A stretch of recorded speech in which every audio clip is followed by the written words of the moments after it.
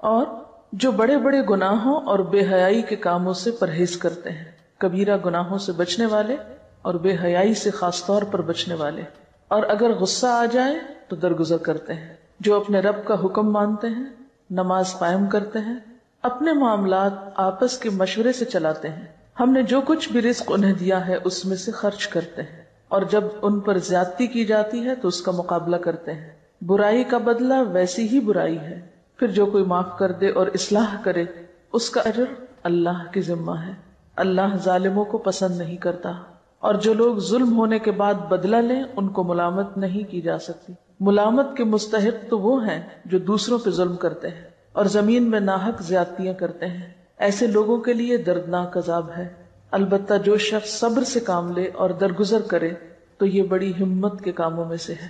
فما اوتیتم من شیء فمتاع الحیات الدنیا، جو کچھ بھی تم کو ملا ہے، اب آپ سوچ سکتے ہیں کہ آپ کو کیا کچھ ملا ہوا ہے، اپنے جسم کے اندر آپ دیکھ سکتے ہیں کہ آپ کو کتنی نعمتیں ملی ہوئی ہیں، کتنی قوتیں ہیں آپ کے پاس، اپنے کھانے پینے کی اشیاء میں، رزق میں دیکھیے، اپنی پرسنل بلانگنگز دیکھیے، آپ کے گھر میں کیا کچھ ہے اس پہ نظر ڈالیے، تو جو کچھ بھی آپ کی پوزیشن میں ہے، جو بھی آپ کی ملکیت میں ہے، جو بھی آپ کے نام پر ہے، کوئی پراپرٹی ہے، کوئی جاگیر ہے، کوئی پلازا ہے، کوئی گھر ہے، کوئی لینڈ ہے، کچھ بھی جو آپ کے پاس ہے، یہ صرف تھوڑے دن کے لیے ہے، چند دن کے لیے، اس لیے ان چیزوں کو پا کر پھولنے کی اور تکبر کرنے کی تو کوئی گنجائش ہے ہی نہیں، اور اگر کسی کے پاس نہیں ہے تو اس کو رونے کی ضرورت نہیں، اس لیے کہ چند دن کے بعد یہ دونوں برابر ہو جائیں گے، جن کے پاس ہے ان سے لے لیا جائے گا اور جن کے پاس نہیں ہے ان کے پاس تو ویسے ہی نہیں ہے، لہذا پانے والے اور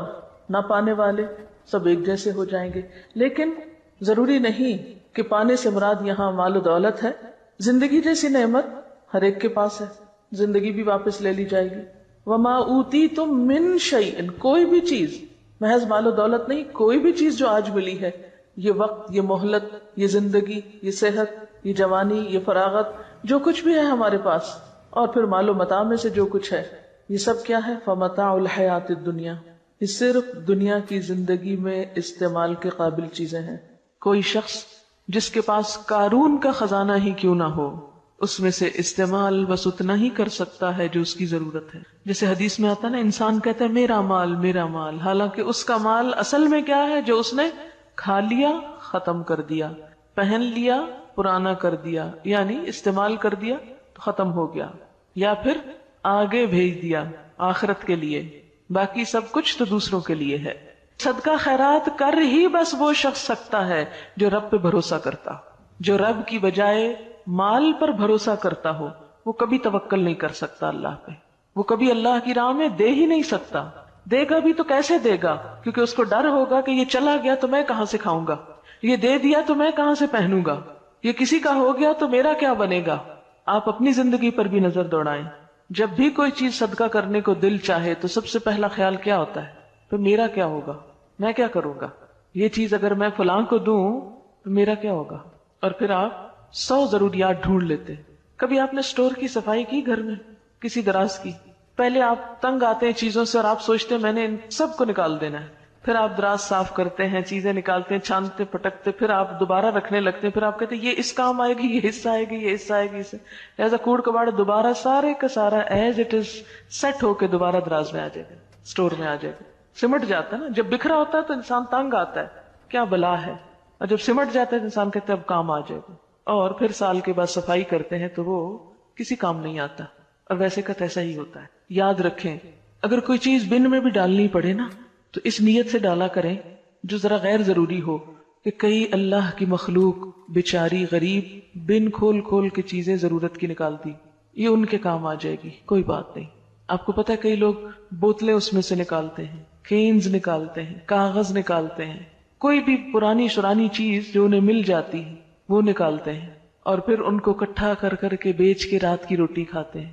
تو اگر آپ نے کوئی بھی غیر ضروری چیز اس نیت سے ڈال دی اس میں، چلو ان کے کام آ جائے گی، میں اپنا لالچ تو دور کروں، جانے دوں، چھوڑو اس کو، بہت رکھ لی اپنے پاس، تو اس چھوٹی سی نیکی کو بھی حقیر نہ سمجھے۔ وما عند اللہ خیر، اب اس میں سے بھی جو اللہ کے پاس بھیج دیا وہ سب سے بہتر ہے، خیر، بہتر ہے، اچھا ہے، وہ جو وہاں جا کے لوگے، وہ اچھا ہے. وہ ابقا، اور زیادہ باقی رہنے والا ہے ہمیشہ کے لیے. اگر دنیا میں بھی آپ کے پاس سب سے اچھی چیزیں ہیں تو بھی ان کو بقا نہیں. کوئی ٹوٹ جاتی ہے، کوئی پرانی ہو جاتی ہے، کوئی میلی ہو جاتی ہے، کوئی گم ہو جاتی ہے. لیکن جو اللہ کے پاس ہے نہ اس کو ٹوٹنا ہے، نہ پرانا ہونا ہے، نہ گم ہونا ہے. ابقا، ایور لاسٹنگ، ہمیشہ رہنے کے لیے ہے. یعنی کسی کو آج ان نعمتوں کا مل جانا اس بات کی ضمانت نہیں کہ کل بھی ملے گا. جس کو آج ملا ہے وہ کل کا بھی حق رکھتا ہے. نہیں، آج پانے والے کل محروم بھی ہو سکتے ہیں. ہاں، ان نعمتوں کی حفاظت اور ان کو باقی رکھنے کا گر کیا ہے، طریقہ کیا ہے، ان کو ہمیشہ کے لیے کیسے بچایا جائے، کیسے پریزرو کیا جائے، کس طرح ان سے فائدہ اٹھایا جائے. اس کے لیے آج ان نعمتوں کے ساتھ کچھ صفات اور کچھ کوالٹیز اپنے اندر پیدا کرنے کی ضرورت ہے. ان میں سب سے پہلی چیز جو یاد رکھنے کی ہے وہ کیا کہ للذین آمنوا، یہ سب ان لوگوں کے لیے ہے جو ایمان والے ہیں. نمبر 2، وعلی ربہم یتوکلون، وہ اپنے رب پر بھروسہ رکھتے ہیں. توکل کرنا اور نہ کرنا دو مختلف طرح کی نفسیات ہیں، دو مختلف رویے ہیں. توکل کرنے والے، اپنے رب پہ بھروسہ کرنے والے اور طرح جیتے ہیں، اور مایوس شخصیتیں اور طرح جیتی ہیں. نا امیدی اور مایوسی انسان کو ایک مختلف راہ پر لے جاتی ہے. وما عند اللہ خیر وابقا للذین آمنوا وعلی ربہم یتوکلون. اللہ پہ بھروسہ کرنے والوں کو ہی زیادہ ملا کرتا ہے، وہی باقی رہنے والی نعمتیں حاصل کر سکتے ہیں. ایمان کا تو مطلب ہی ہے مان جانا، یقین کر لینا، اور یہ جنم دیتا ہے کس کو؟ اعتماد اور بھروسے کو. جو شخص اپنے رب پر ایمان رکھتا ہے وہ ایک ایسا مضبوط سہارا تھام لیتا ہے جس کو کبھی بھی ختم نہیں ہونا، کبھی بھی نہیں ٹوٹنا. اللہ تعالیٰ فرماتے ہیں فَمَن يَكْفُرْ بِالطَّاغُوتِ وَيُؤْمِن بِاللَّهِ فَقَدِ اسْتَمْسَكَ بِالْعُرْوَةِ الْوُثْقَى لَا انفصام لَهَا. جو کوئی طاغوت کا انکار کرتا ہے اور اللہ پر ایمان لے آتا ہے وہ ایک ایسا مضبوط کڑا تھام لیتا ہے، یعنی اللہ کے سوا باقی ساری قوتوں کو نگیٹ کرتا ہے اور اول و آخر اللہ ہی پر بھروسہ رکھتا ہے، اسی پر یقین کرتا ہے، اسی پر توکل کرتا ہے جیسا توکل کرنے کا حق ہے. تو پھر وہ ایک ایسا مضبوط کڑا تھامتا ہے لن انفصام لہا، جو کبھی بھی نہیں ٹوٹ سکتا. ایسا انسان کبھی بھی مایوسی کے کھڈ میں نہیں گر سکتا، کبھی بھی ہلاکت میں نہیں جا سکتا. واللہ سمیع علیم، وہ ہر موقع پر اپنے رب کو پکارتا ہے جو سننے والا ہے، جاننے والا ہے. ان کا دوست اللہ ہے. اللہ ولی الذین آمنوا، ایسے لوگوں کو اپنے رب کی دوستی نصیب ہوتی ہے، اس کی معرفت نصیب ہوتی ہے. یخرجہم من الظلمات الی النور، پھر انہیں اپنے رب کی رحمت سے روشنی نصیب ہوتی ہے، نور نصیب ہوتا ہے. اور یہ نور اسی کو نصیب ہو سکتا ہے جو حقیقی معنوں میں ایمان رکھتا ہو اور اپنے رب پر بھروسہ کرتا ہو. وہ پھر مایوسیوں کے اندھیرے میں نہیں رہتا، اللہ تعالیٰ اس کو مایوسیوں کے اندھیرے میں نہیں چھوڑتا. یعنی ایمان میں آنا بذات خود ایک نور کا پانا ہے، اور پھر جب ایک روشن راستہ اس کو نظر آ جاتا ہے تو وہ اس کے اوپر چل پڑتا ہے. یخرجہم من الظلمات الی النور. اس کے برعکس والذین کفروا اولیاؤہم الطاغوت یخرجونہم من النور الی الظلمات اولئک اصحاب النار ہم فیہا خالدون. تو بات یہ ہے کہ جن کے دل ایمان سے لبریز ہوتے ہیں اور پھر اس کے نتیجے میں توکل سے معمور ہوتے ہیں، پھر ان کی زندگیوں میں مایوسی اور پریشانی اور خوف اور غم اور تمام منفی کیفیات دور ہونے لگتی ہیں، وہ ان کو گھیر نہیں سکتی.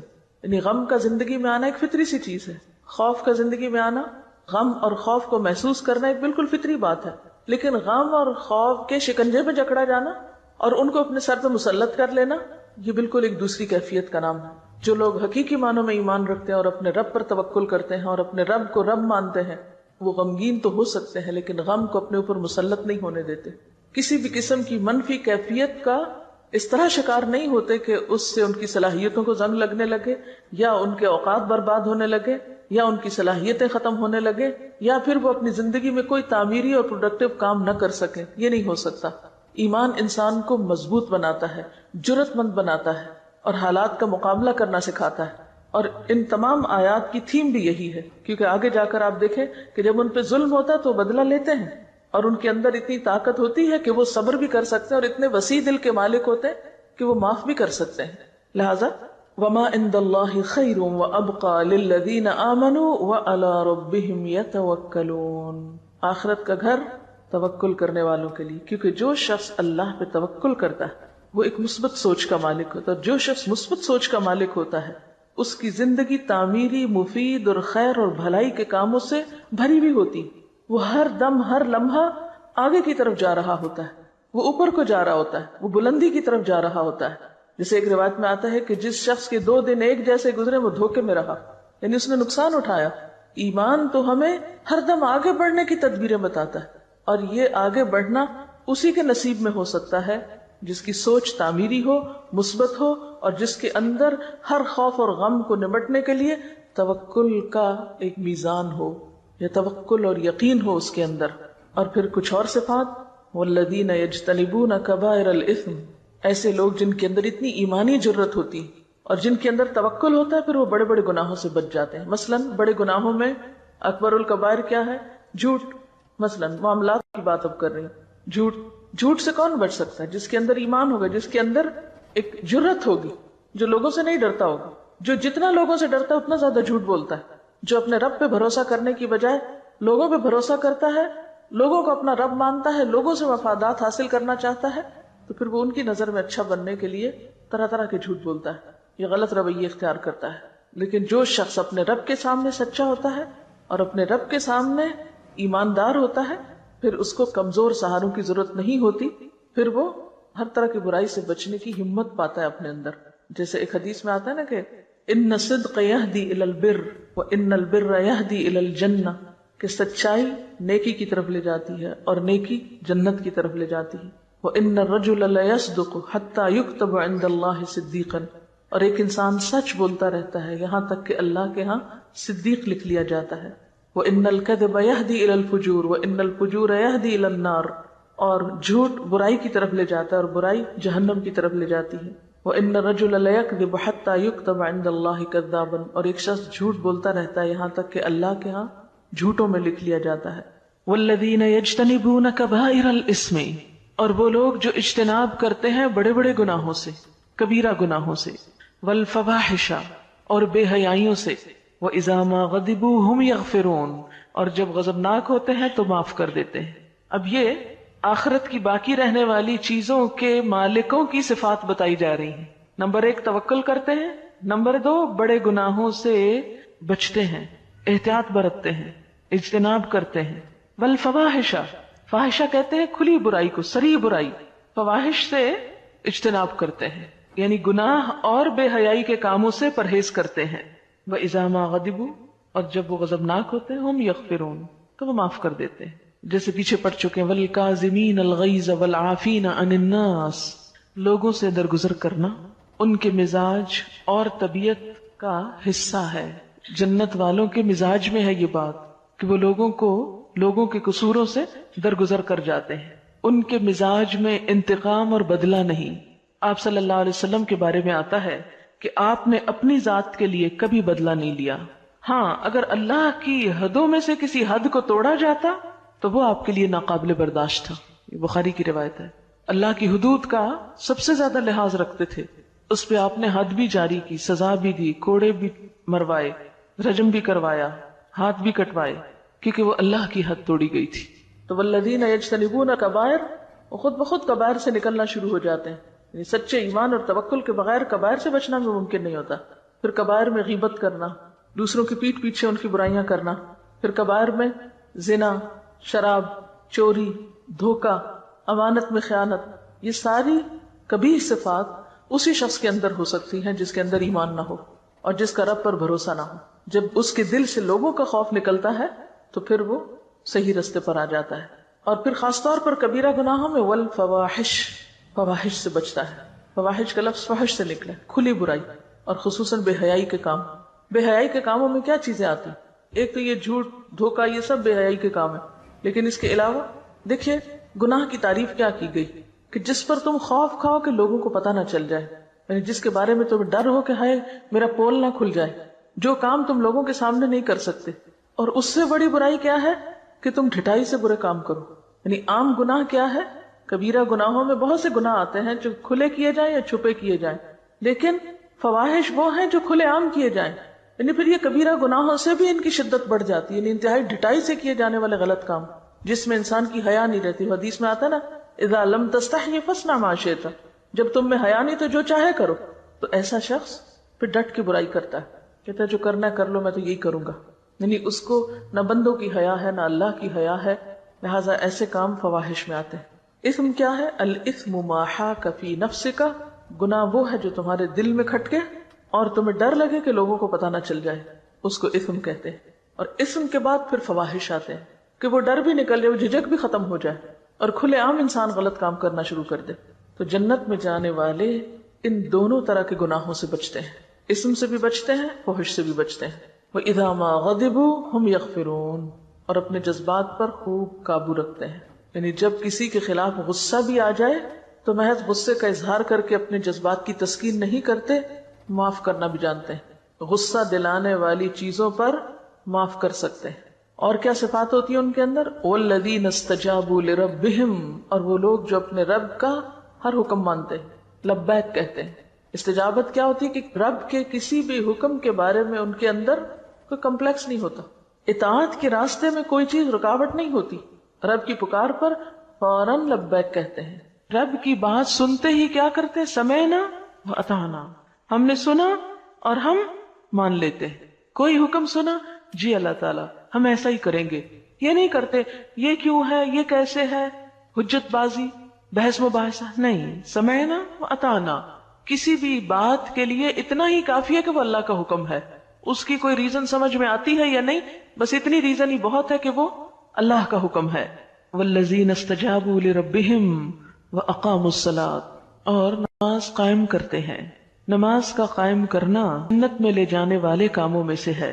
اور پھر اجتماعی معاملات میں وامرہم شورا بینہم، تنہا فیصلے نہیں کرتے بلکہ مشورے سے کام کرتے ہیں.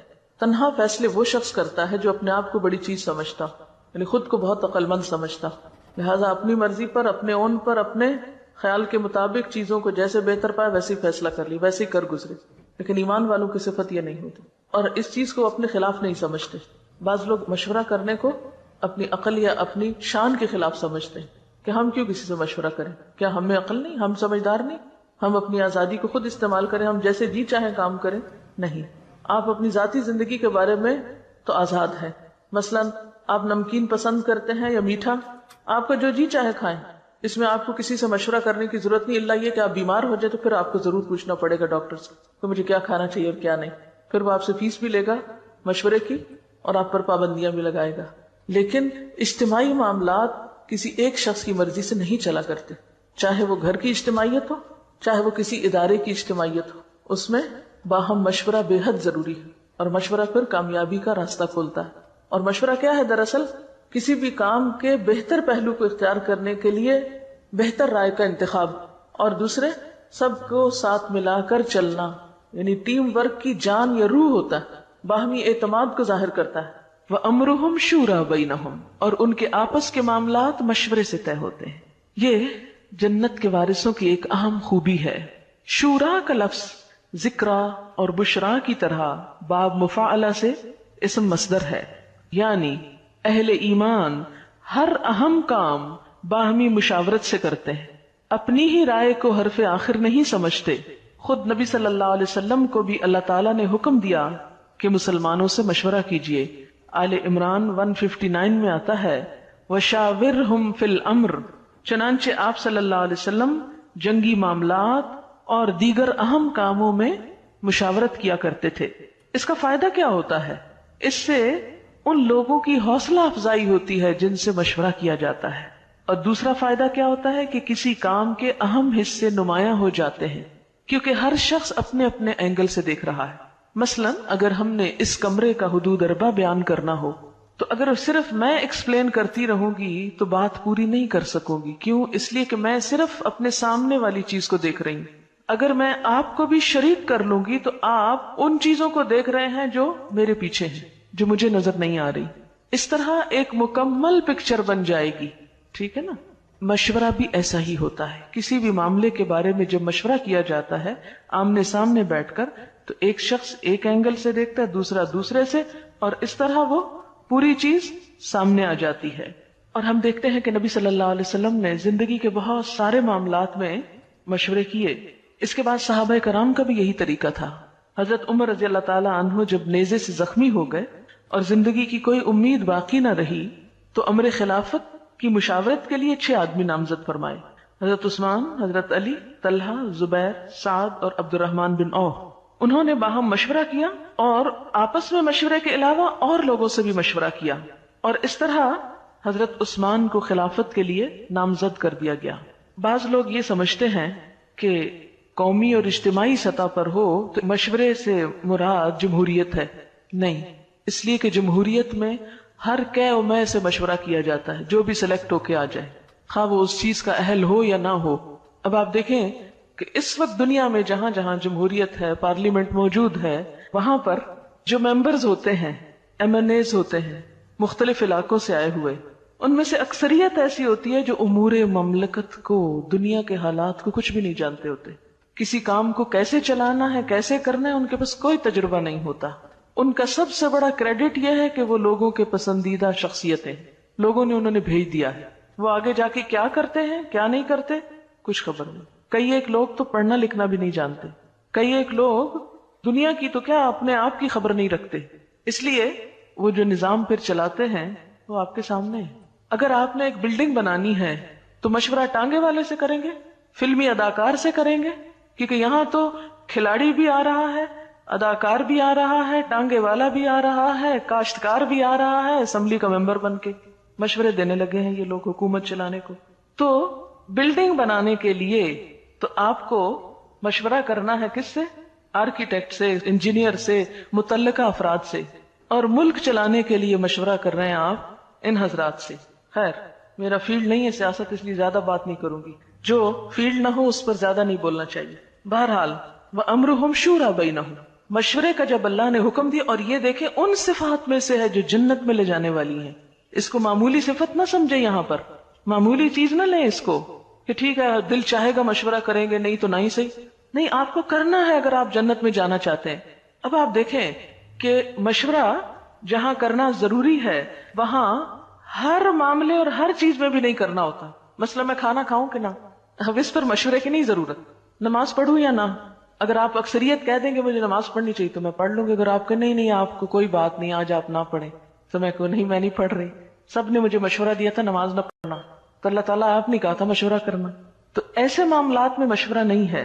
مشورہ ایسے معاملات میں ہے کہ جس کا تعلق اجتماعیت سے ہے، زیادہ لوگوں کے مفاد سے ہے، 2 یا 2 سے زائد لوگوں کے مفاد میں جو چیز ہے. اور پھر اس میں کوئی بھی شخص اگر اجتماعی فائدوں کو یا اجتماعی کام کو صرف اپنی منمانی اور ون وے ٹریفک کے طریقے سے کسی گاڑی کو دھکیلنا چاہے تو ہو سکتا ہے وہ منزل تک نہ پہنچائے. اور پھر آپ دیکھیں کہ جو شخص اجتماعی معاملات میں صرف اپنی مرضی کرتا ہے وہ سب کی ذمہ داری اپنے اوپر لیتا ہے. اگر کام غلط ہو گیا تو اس کا مطلب کیا ہے کہ قصوروار وہی ہے. جب مشورے سے ہوا تو اس ذمہ داری کو سب نے بانٹ لیا، تو یہ ایک فائدہ ہو جاتا ہے مشورے کا.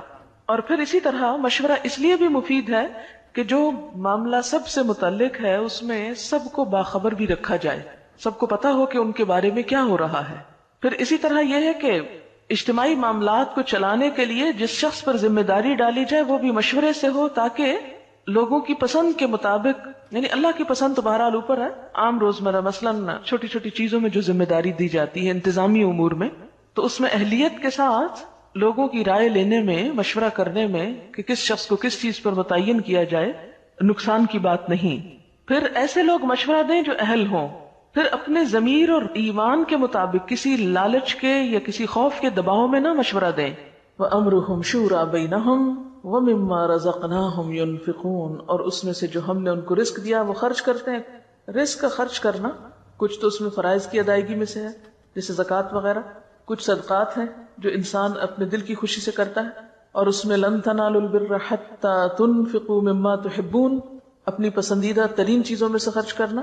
اور پھر خاص طور پر اپنی غلطیوں کے کفارے کے لیے، گناہوں کے ازالے کے لیے، مصیبتوں کو ٹالنے کے لیے، کیونکہ ہر گناہ مصیبت کا سبب ہوتا ہے. تو جب ان کو احساس ہوتا ہے کہ انہوں نے کوئی بھی کام غلط کیا ہے تو اس موقع پر بھی وہ صدقہ کرتے ہیں. یعنی صدقہ مومن کی عادات میں سے ہونا چاہیے، یعنی ہر روز کچھ نہ کچھ صدقہ کرنا چاہیے. اگر مال میں سے کچھ بھی نہیں پاتے، حالانکہ ایسا نہیں ہے کہ کچھ بھی نہیں پاتے، اگر آپ کے پاس 2 لقمے ہیں کھانے کو تو آپ ایک یا آدھا کسی اور کو بھی دے سکتے ہیں، جیسے نبی صلی اللہ علیہ وسلم فرمایا کہ آگ سے بچنے کی فکر کرو، خواہ کھجور کا آدھا ٹکڑا ہی کیوں نہ، پوری کھجور نہیں خرچ کر سکتے تو آدھی سے۔ اب ہم میں سے کتنے ہی لوگ ہیں جو مثلاً کلو بھر 2 کلو بھر کھجوریں خرید کے اپنے گھر رکھ سکتے ہیں، اور جب گھر سے نکلیں تو اپنی جیب میں تھوڑی سی لے چلیں، راستے میں جو بھی نظر آئے اس کو آفر کرتے چلے جائیں۔ آسان طریقہ ہے صدقہ کرنے کا، لیکن عموماً ہم اس طرف توجہ نہیں کرتے کہ ہر روز صدقہ کرنا چاہیے، یہ چھوٹی سے چھوٹی چیز بھی صدقہ کی جا سکتی، کیونکہ ہم کوتاہیاں روز کرتے ہیں، ہم غلطیاں روز کرتے ہیں، لہٰذا ہمیں روزانہ صدقہ کرنے کی ضرورت ہے۔ تو وَمِمَّا رَزَقْنَاهُمْ يُنْفِقُونَ، جو رزق ہم نے ان کو دیا اس کو اکٹھا کر کر کے نہیں رکھتے رہتے، صرف اپنی ذات کے لیے نہیں کرتے، اس میں سے وہ نکالتے رہتے، یہ ان کی عادت ثانیہ ہوتی ہے، مسلسل وہ اس کے بارے میں سوچتے رہتے ہیں، کیونکہ بہت سے ڈپریشن، بہت سے دل کے بوجھ اور بہت سے غم کا علاج صدقہ ہے۔ نہ صرف یہ کہ پچھلے بوجھ دھونے اور ہٹانے کا ذریعہ ہے، بلکہ آئندہ کی مصیبتوں اور بلاؤں سے بچنے کا بھی ذریعہ ہے، کہ صدقہ جو ہے بلائیں اس سے آگے نہیں بڑھ سکتی، آپ صدقہ کرتے ہیں اور بلا کو وہ پیچھے دھکیل دیتا ہے۔ تو ہم میں سے ہر ایک کے پاس کچھ نہ کچھ ضرور ہوتا ہے جسے ہم دوسروں پر خرچ کر سکتے ہیں، لیکن اگر کچھ بھی نہیں، بالکل ہی مفلوق الحال ہے، تو پھر ایک مسکراہٹ یا ایک اچھی بات یا علم کا شیئر کرنا یا کسی کو رستہ دکھانا یا کسی کی بھلائی کا کوئی بھی کام، اس میں آپ شریک ہو سکتے ہیں۔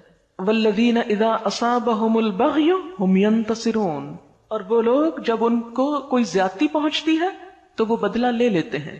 ابھی پیچھے تو معاف کرنے کی بات تھی، یہاں بدلہ لینے کی بات ہے۔ ہاں، اسلام نے انصاف کے دائرے میں رہتے ہوئے بدلہ لینے سے روکا نہیں، بدلہ لینے سے وہ عاجز نہیں ہوتے، اگرچہ معاف کر دینا پسندیدہ ہے، جیسے نبی صلی اللہ علیہ وسلم نے فتح مکہ کے موقع پر اپنے خون کے پیاسے مجرموں کے لیے عام معافی کا اعلان کر دیا تھا۔ حدیبیہ میں ان 180 لوگوں کو معاف کر دیا گیا جنہوں نے آپ کے خلاف ایک سازش تیار کی تھی۔ لبید بن عاصم یہودی جس نے آپ پر جادو کیا تھا، اس سے آپ نے کوئی بدلہ نہیں لیا۔ وہ یہودی عورت جس نے کھانے میں زہر ملایا تھا، اس کو بھی معاف کر دیا، حالانکہ اس کی تکلیف آپ آخر دم تک محسوس کر رہے تھے۔ ذات کے لیے نہیں لیتے تھے، اللہ کی حدود کے لیے لیتے تھے، لیکن ذات کے لیے بھی لینے کی اجازت ہے۔ اسلام ایسا دین نہیں کہ جو انسان کو مسکین بنا دے، راہب یا بھکشو بنا دے۔ شرافت کیا ہے کہ غالب ہوں تو مغلوب کا قصور معاف کر دیں، قادر ہوں تو درگزر کریں، اپنے سے چھوٹے انسان سے خطا ہو جائے تو چشم پوشی کریں، اور اگر کوئی بڑی طاقت ان کو دبانے کی کوشش کرے تو ڈٹ کے کھڑے ہو جائیں اور بدلہ لیں، اس کے ہاتھ روکیں۔